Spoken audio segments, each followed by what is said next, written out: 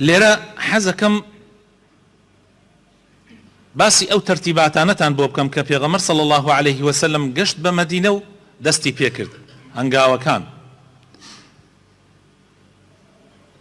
چۆن هەنگاوینا و ئەو هەنگاوانە بۆچی بوو.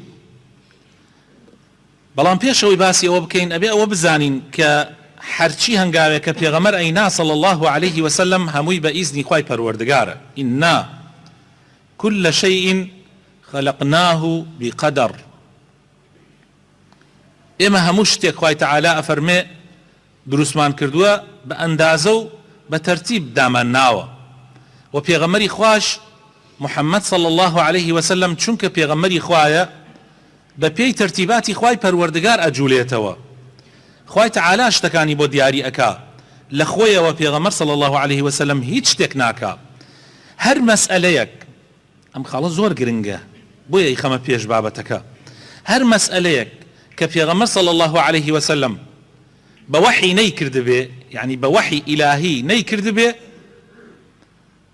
و ڕەئی بەشەری تیابوو بێ ئەگەر خوای تەعالا پێی قبول بێ ئەوە ئیقراری لەسەر کردووە پێی ڕازی بووە.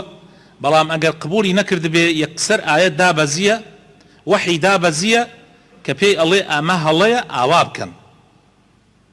ئەمە مەسئلەیەکە زۆر زۆر گرنگە بۆ ئێمەی مسلمان بیزانین کە پێغەمبەر صلی الله عليه وسلم ما ينطق عن الهوى إن هو إلا وحي يوحى.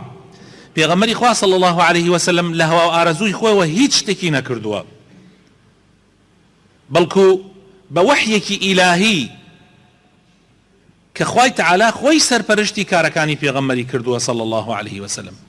بۆیە بەختەوەری ئێمەی مسلمان و شوێنکەوتووی پێغەمبەر صلی الله عليه وسلم کە شایەتمان داوە ئێمە شایەتی ئیمانمان داوە وتمانە ئەشهەدو ئەن لا إله إلا الله وأشهد أن محمد رسول الله. شایەتی ئەدەم ئەمە ئێمە شایەتی ئیمانە ئەمە خۆمان ناومانە شایەتمان بۆ کورتکردنەوە ئەگینا خۆی معناکەی ئەوەیە شەهادەت الئیمان. ئەمە شەهادەی بڕوانامەی ئیمانی هەر یەکێک لە ئێمەیە کە شایەتی ئەدەین کە خوای تەعالا تاک و تەنیایە و هیچ کەسێک شایستەی پەرستن نییە جگە لە ئەڵڵا نەبێ و باوەڕیشمان وایە و شایەتیش ئەدەین لەسەر ئەوەی کە محەممەد ڕەسوولی خوایە.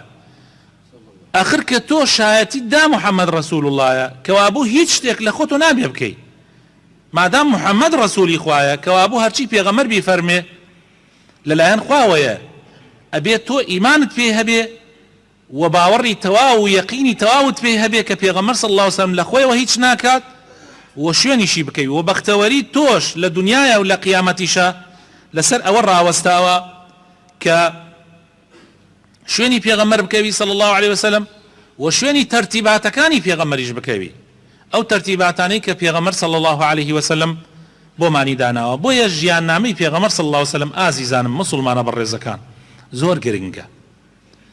ژیاننامەی پێغەمبەر صلی الله عليه وسلم هەمووی وحیە هەمووی تەئیدی ئیلاهیە. زانینی ئەم ژیاننامەیە بەرنامەی ژیانت دیاری ئەکا. ئێمە لەو ڕۆژۆ دەستمان بەم بابەتە کردووە کە ئەمڕۆ هەفتەیەم وتارە لەم بابەتە زۆر شت ئێستا لە مێشکی تۆیە دروست بووە کە پێشان نەت ئەبوو یان نەت ئەزانی. یعنی پێغەمبەری خوا صلی الله عليه وسلم هەموو هەنگاوەکانی کە ناوێتی لە ژیانیە هەمووی بە ئیزنی خوای پەروەردگار بووە و نابێ لە خۆیەوە هیچ بکە و من و تۆش ئەبێ شوێنی ئەو ڕێبازەی پێغەمبەر بکەوین صلی الله عليه وسلم. ئەگینا بەختەوەر نابین خۆشەویستەکانم ئێمە نابێ هەوا و ئارەزوی خۆمان لە کارەکانمانە ڕنگ بداتەوە. من چیم پێ باش بێ ئەوە باشە چیم پێ خۆش بێ ئەوە باشە ئەوە ئەکەم نییە شتی